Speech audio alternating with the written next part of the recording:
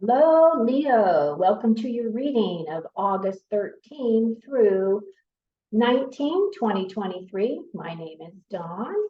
You're listening to Dawn Williams Tarot. Thank you for listening to my channel. I hope that you will like and subscribe if this is the first time that you are listening to me.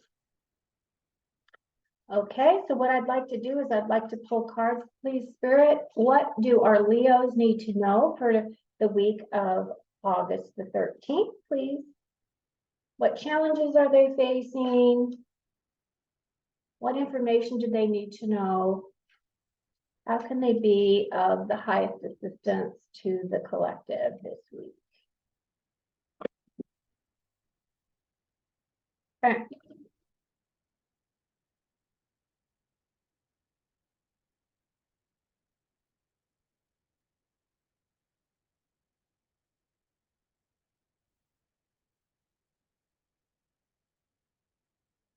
Okay, Leo. So it looks like this week there's going to be a lot of things to come up for healing and a lot of things that are come up that's going to activate your heart center, okay?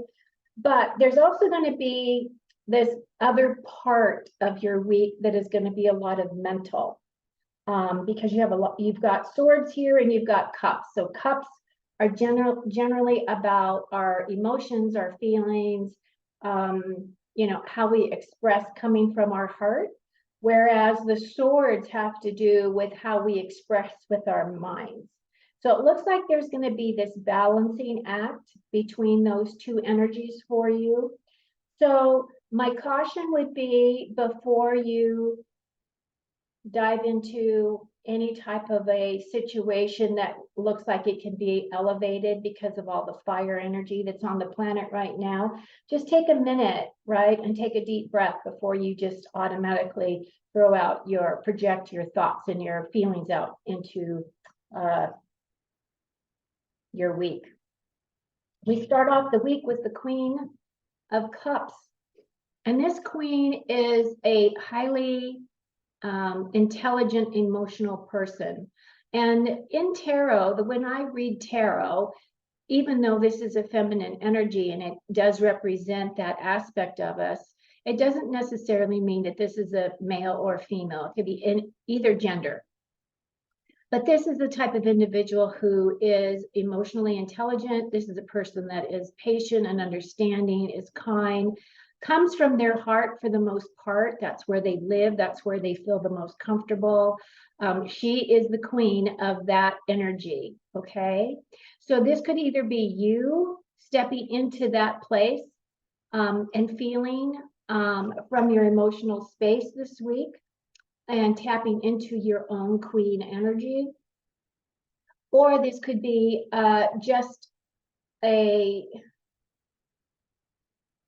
I'm getting a message.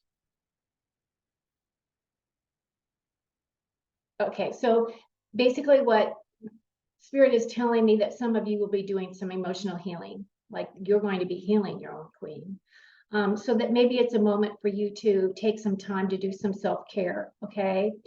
The other thing about this queen, though, is she's asking you to really listen when you're having these encounters with other people this week. Make sure that you're listening from a place of your heart and listening from a place of being able to respond for a deeper understanding between you and the person that you're communicating with, okay?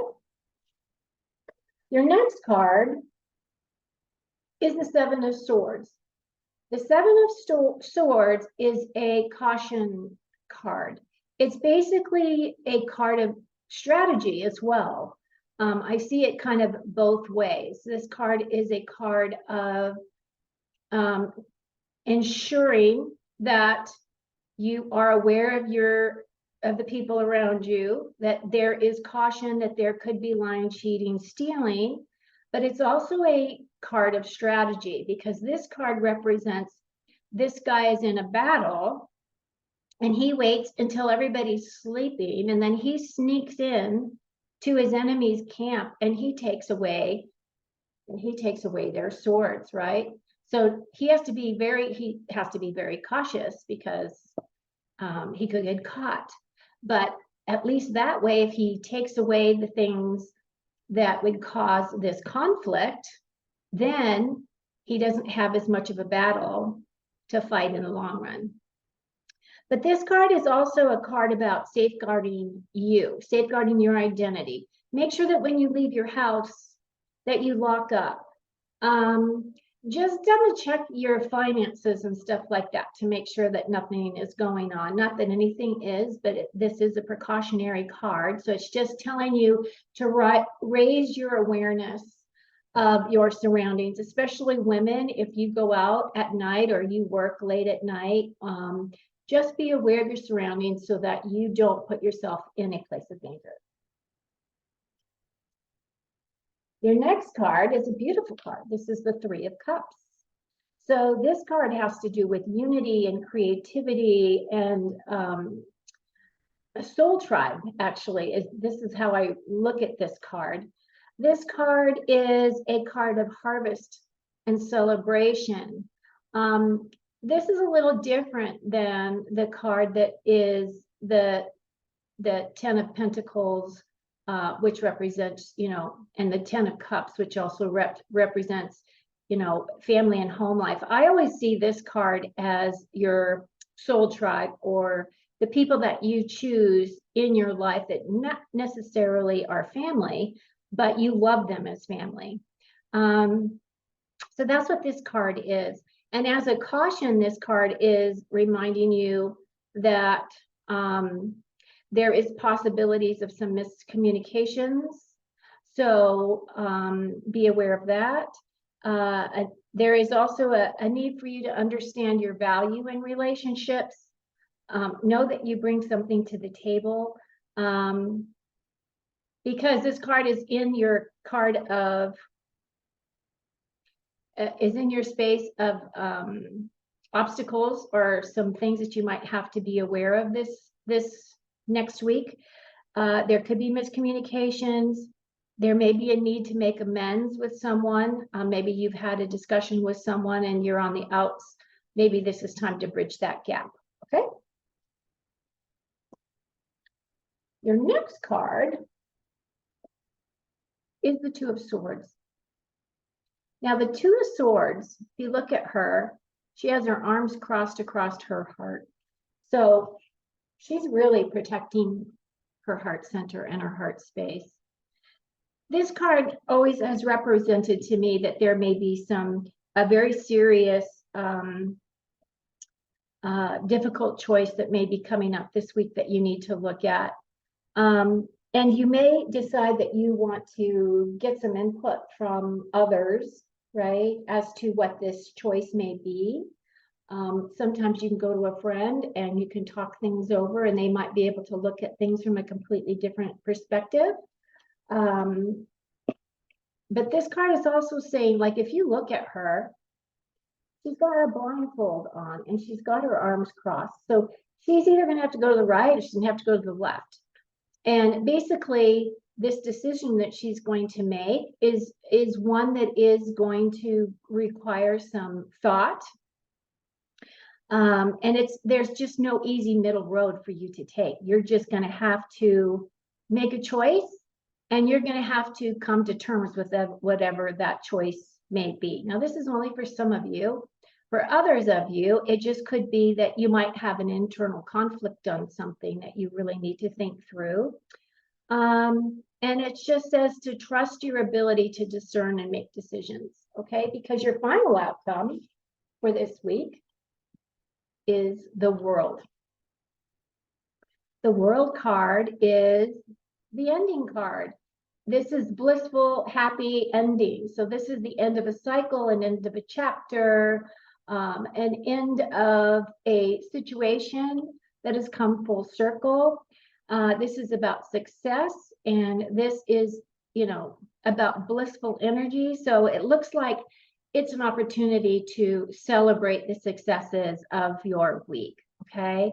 So the other thing the card is this card, even though this is an ending, that means that you're going to start creating, and you're going to go right back to the very first card of the tarot. You're going to start over again, because our lives are so cyclical, right?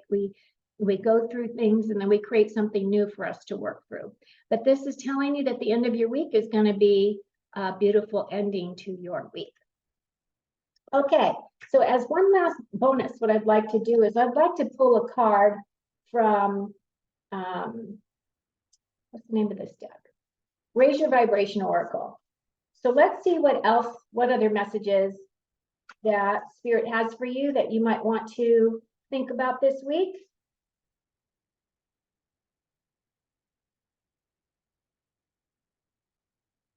And I appreciate you being here again. If you have not already done so, please like, please subscribe.